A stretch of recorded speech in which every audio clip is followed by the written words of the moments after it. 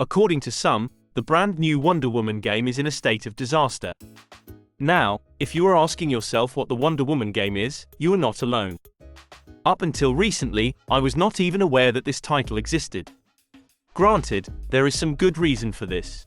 The game is still in extremely early development, and all we have received thus far is a single shot of the leading superhero.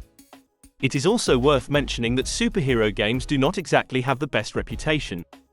With the exception of the Arkham series, superhero games have mostly been a disappointment. Most of these games are released long after the hype has died down. The best example of this is the Avengers' disappointment. While the game had potential, it fell flat due to some live service elements that people did not like. While Guardians of the Galaxy did better to fix some previous issues, it ultimately fell flat for most of the same reasons. By the time we got Suicide Squad, people were already over the whole genre. The lack of a proper narrative-based story in favor of expensive characters that you have to buy with regular season passes also does not help. Studios will now spend hundreds of millions developing these games. In an attempt to make the money back, they are forced to make it a live service. It is unclear exactly what the idea will be behind this new Wonder Woman game, but I think we already know the answer.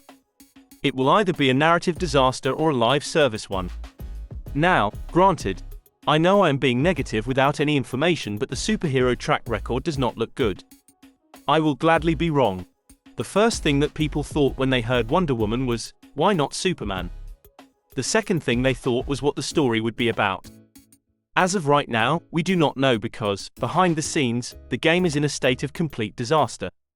In fact, it is so bad that they have not even settled on an official name for the game yet. What we do know right now is that WB Montreal will be behind the game. They have some experience in this department, as they worked on Batman Origin. Although, it is also worth pointing out that they worked on Gotham Knights. I hope that they can use the Wonder Woman game to redeem themselves. The most troubling news for me is the fact that Tanya DePass will be a writer for the game. If you do not know who she is one of the people who participated and called for a Hogwarts Legacy boycott. When you have writers more concerned about activism instead of video games, you know we are about to take a bad turn. Wonder Woman might become Wonder Person. Instead of fighting monsters and villains, she will be fighting the patriarchy. Now, this version of Wonder Woman might be a little heavier than what we are used to, but that is simply because she is body positive. Obviously, that is a joke. The truth is we don't know anything about this title yet. All real judgment needs to be revered until we see actual gameplay. Since the game is still in early development, that might still be years. If I had to make a prediction, I would say that this title is at least 3 years away. The truth is that when you have writers involved who are comfortable with censoring views they don't like, it is a troubled sign. It means that not only are they comfortable including their own political messages, but also censoring any views they don't like. In the end, there is still hope. Obviously, I am expressing views from a very negative place.